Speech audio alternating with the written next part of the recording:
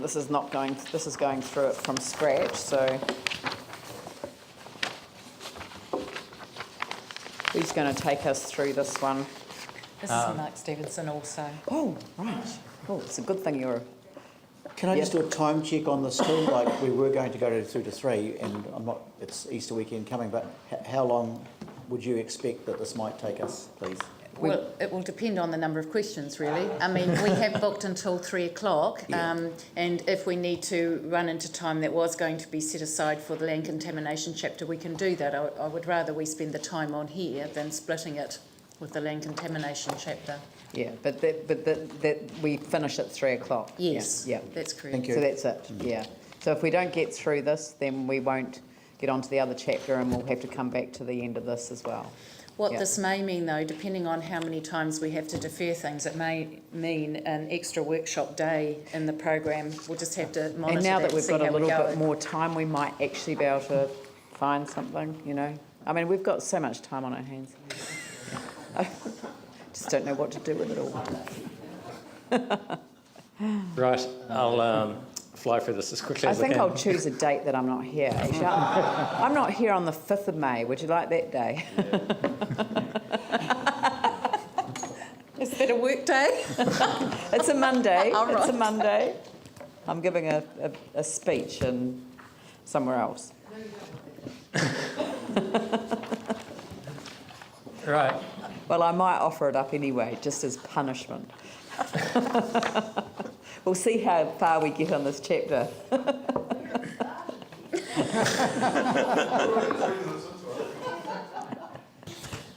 Right, key issues that have come through consultation on the industrial chapter. I'll 5 bullet points on the screen there, and I'll talk you through each of those points, and then we'll each amendment made in the industrial chapter. The first is the restrictions we're introducing on retail and offices and city planners. Oh, sorry. Sorry, and before you go on, section 32 with them, because if you haven't bought your previous copies you were sent through, there are some over here. Apologies. It would be really useful to get a version and a date on each one. So I've got many different chapters. Kind of, yeah. I'll make sure the next version of the industrial chapter's got version 2 on it. So What's that? Oh no, section 32. this is the first version of the industrial. You see.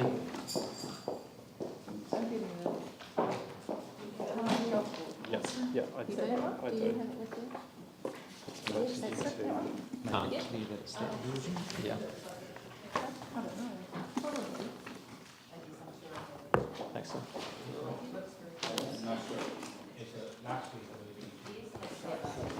Thank you.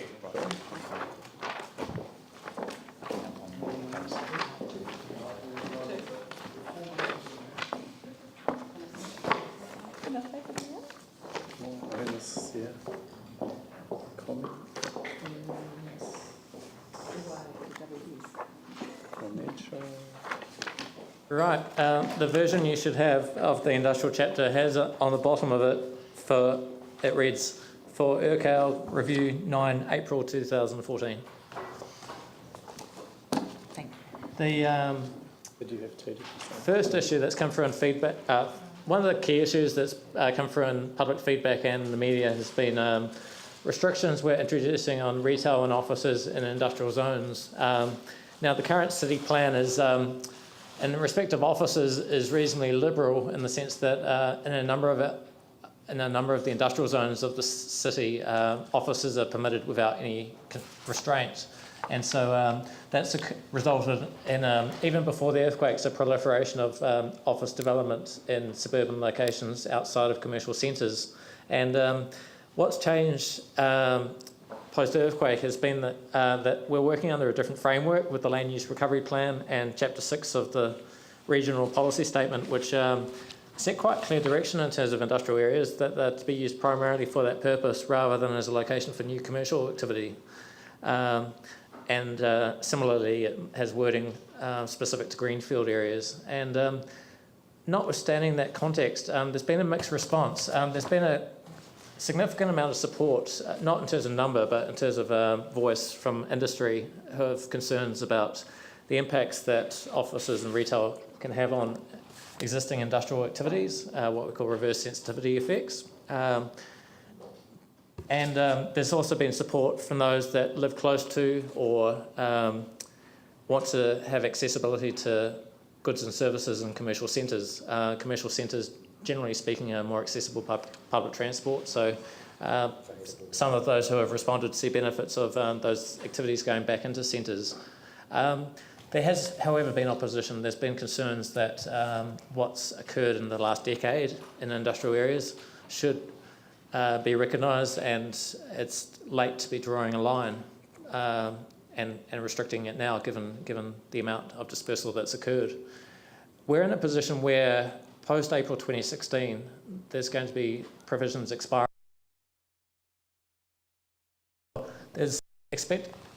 If we would not take a restrictive approach to retail and office, then there is a risk that a lot of those businesses will find locations close to or where they are now and wish to stay there over the longer term. And that has a risk not just for the industry in those areas, but also the centres that we're seeking to support and enhance. And that policy direction is strong for the central city, but also suburban centres, that we ensure that they become the focal points of commercial activity. That's just in a nutshell that issue. I was going to talk through each of these bullet points and then come on to go back to each of these issues, each of those. So if you don't mind just pausing for a moment. The second key issue is industrial chapter. There's an area proposed to be rezoned known as the Mail site on the corner of Memorial Ave and Russley Road, and there's it's identified in the land use recovery plan as a priority greenfield area, and also was identified in proposed change 1. But there's a lot of concern about the loss of the visual effects of development in that area, but also visual in the sense that it's got an interface with residential areas and is that a gateway to the city. There's also concerns about traffic effects and the ability for the transport network to accommodate not just additional traffic, but pressure for parking. And the concern from residents in the Avonhead area reflects concern about existing development that's had those impacts nearby. The third issue is that the next issues I'm touching on all relate to concerns with. There's also a concern about the aquifers there. Yeah. Did you mention that? No. But so that's quite a big concern. Yeah, unconfined aquifers there. Yeah. So. As I know that there was a deal done with the developer, do we have any details of what that is? Or because I'm still unclear. I know we had some sort of agreement. It wasn't PX, but I think we need to understand what agreement we have with the developer. Which one? What The are you Mail talking site. about? I'm not aware of any agreement with any developer. Can someone talk to Michael Teelan and find out? Because I think it's pretty relevant to, we've had it's a bit like the New Brighton stuff, where we've had agreements with developers over certain expected courses of action. I think we need to understand what that is. The Mail site. I'm not sure how far back you're thinking this agreement relates to, because the Mail site has changed hands at least twice that I'm aware of in the last few years. Yeah, so it was after the earthquake, and I think it was a meeting in the Beckenham Service Centre, or the South Library, and there was a number of desires around Plan Change 1, and a number of agreements were reached with developers and property owners around expected levels of development in certain cases. So I just think we need to understand what that was. It might be that it's all changed, but we need to understand. Again, Michael Teelan will know. He was intimately involved in it. And Madam Chair, I know nothing about that, but if we are talking about something that was done in PX, let's stop talking about it and we can find out. Go away and okay. find out. Yes. That'd be great. Thank you. In terms of the other issues that I propose we discuss, in a similar manner to the Greenfield area on the corner of Memorial Ave and Russley Road, there's a concern from residents who adjoin land that's been identified adjacent to Kokutain's factory in Templeton, concerned about the impacts on their residential amenity of traffic, but also industrial buildings in close proximity. We had like the Mail site, we had a specific public meeting out with affected parties about that rezoning, and I'll come on to discuss that shortly. A third area, another greenfield area between Shands Road and Main South Road, future industrial area. There's concern about the outline development plan that was expressed through consultation, and I'll come on to that again shortly. Just finally, the fifth key issue, notwithstanding there being other issues in the table that's been sent to you, is the future of the industrial areas in Woolston. And there's, through a forum of manufacturers from the Woolston and Bromley industrial areas, there's been a support for, if anything, extending the area zoned industrial to provide more of a buffer between those industrial businesses and residential. There's also been a call for areas where the tannery is located, where Skellerup vacated, and other sites for allowing lighter industrial uses, but also a greater range of uses in response to the change, but also a feeling that there's a lot of vacant land in that area, and to revitalise and get reuse of that land, it's appropriate to broaden out the uses that are allowed there rather than limiting it to heavy industry. And a third group has sought that there's provision made for residential and mixed-use development in that area. Now, I'll come back to that in respect of how we're dealing with it in the proposed plan, but just touching on three issues to begin with. The first of those, I talked about the restrictions on offices and industrial zones, and have covered this first bullet point in part by explaining that there's direction in the land use recovery plan. It's quite strong direction in terms of restrictions on those uses, and it's really about not compromising the inefficient use of land and resources that we invest in commercial centres. The risk being that if there's not activity occurring in centres, then the infrastructure that's invested in, such as public transport, is not fully utilised. Reverse sensitivity, which I talked about. Potential for investment and demand in centres being undermined by the lack of activity, and so forth. We're not restricting offices and industrial zones because it's going to lead to a shortage of industrial land. There's by no means a shortage of industrial. No, it's the other way around. It's very much that the forecast levels of employment and floor space required for offices and retail, if we allowed the dispersal that's occurred going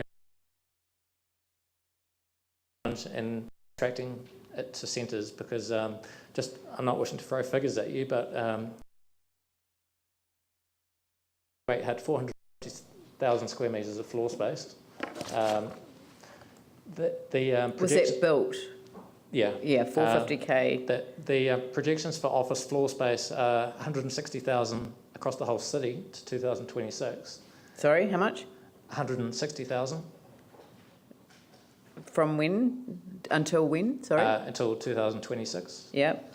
And if you think of, there's been 50,000 square metres of office floor space approved from 2000 to 2009 outside centres. So if you think of the existing office stock that exists outside centres, we're really, in order to revitalise and attract employment to centres, we need to direct that 160,000 to the central city, and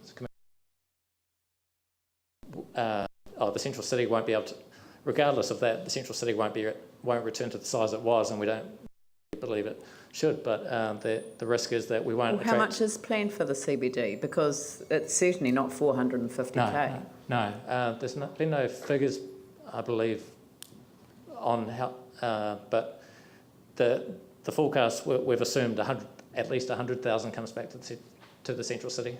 Can I just clarify how you know what you want in the central city if you don't know what you want? The 100,000 is very much a figure that there's not science behind it. But can you get a figure from CCDU for us? Because Sure. we actually want to know how much office space is being built in the CBD I mean, and we want to know actually how much is consented to be built and how much are they anticipating, because and what their projections are based on, because I actually haven't seen that. I've if somebody's asked me the other day about projections, and does that include like areas outside the frame, or is this just, or actually get us the information about the within the complexity in the frame, and then developments around, because the developments down Victoria Street look to me like they're really taking off, and it's it's just every day to another building opening or another floor opening or another roof topping ceremony. Or I can provide you the projections which have been done for the purpose of the district plan, so it's not CCC. No, I'd like to see CCDU's figures, because they are the ones who are intimately involved in that, and they are taking over some of the planning processes over the CBD, aren't they? Yes. So actually, does our industrial and commercial our commercial chapter, does it apply in the CBD? No. No. Well. Yes, I'm just getting it on the record there, because residential was very clear. We did ask if we could have a role in consulting on the residential chapter, which was not accepted as the kind offer that it was made to be. But I'm a little concerned that we are designing the rest of the district plan based on our assessment of what might be happening, rather than the people who are in charge, what their actual figures are and what their actual assessment is, based on what projections and how are those calculated. I just want to have it, I want to know how real it is, because actually, to be blunt, I'm a little bit sick of us being criticised publicly for, in the media, for daring to prefer the CBD as if it is a little bit too much too late, because I kind of would like people to know the reality of the situation that we're being confronted with as a council, and that we have no control over what is being planned for the CBD. We, at this stage, don't have access to the projections that they have, and I think we need those on the table if we are going to make sense of the rest of the district plan. We'll do our best to get those for you. And this is not a criticism at all. I believe I'm actually speaking for the whole council, but I believe I'm speaking for large investment interests in the city who would actually like to know what this information is as well, because what's driving development down Victoria Street is something quite different from what's supposed to be driving it in the CCDU area. Can we get a sense, so before the earthquake there was 450,000 square metres of floor space for offices in the central city, is that right? It wasn't solely offices. Can we get it was commercial, so it was offices and retail. Office and commercial. Full breakdown, right? Commercial and retail. And the central city was defined by what, the 4 avenues, or? I believe it was the 4 avenues, but I'll need to go back and check the data. Okay, and so now, just in terms of your best guess, you're looking at possibly 100,000 square metres of commercial and industrial within the 4 avenues, just so I'm comparing apples? That's what we're assuming, yes. Okay, For office floor space, yes. So It's that's just office. 2 nights. It's office. No. No, That's it's just office. office, not retail. And That's can you right. tell me what you're assuming for retail? Bear with me a moment. Yeah, Yep, look, I think let's get all the facts down on paper rather than, trying to. Do is modify industrial, commercial, etc. in quite rapidly expanding suburbs, so that people have a preference for the central city. But I don't have an overall view of what it is that we're aiming for in the central city. 1, because we don't have any control over it, but 2, because we don't know. There are actually 3 terms for defining the areas within the 4 Avs. Central city is within the 4 Avs. City zone is the city centre, including Victoria Street and the small surrounds, and city centre was actually a smaller area within the city centre, which is almost where the frame is sitting around. So, Yeah, I want to compare apples with apples as well. That actually what we're writing here achieves wanting to anticipate, because at the moment I have no clue that it does. No, I accept that, and to be fair, we don't necessarily have that knowledge either, so we'll do our best to go back to Sarah and CCDU and get that for you, and then we'll write up some, hopefully, easy reckoner that compares apples with apples. I mean, that would be incredibly useful, and I think it will assist us not only in this process here, but also in our conversation with the ministers before the plan goes out for notification. Yanni? Like, just from a visual point of view, and from no scientific basis, but it would be good to understand too, the capacity that's been built in Addington and the capacity that's been built at the airport. So that, you know, we can kind of see, because it might be that we just say, well, you know what, Addington's just an office park now, and that's cool. Victoria Street is included in Central City and the airport, and we're going to have 3 central business districts, and they're going to be the airport, Addington and the CBD.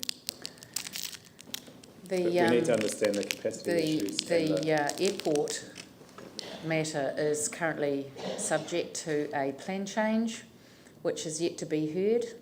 There are submissions and further submissions that have closed on that plan change, so that's a difficult one for us to give you because it will depend on what the outcome of that process is. But you know those areas around it? Around it. Not part of that plan change? Not the airport special area. zone, but Right, there's, Down what is it, that William corridor. Pickering and, Yes. all of those. We can do that. The business park Okay. areas, yeah.